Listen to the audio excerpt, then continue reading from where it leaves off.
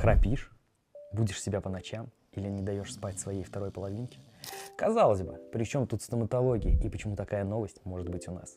Там в новостях мы расскажем, при чем тут стоматолог, и подскажем, куда тебе съездить и что купить, чтобы твой храп не пугал район.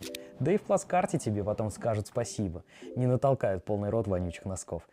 Мы за экологичный подход к решению проблем. Смотри наш выпуск.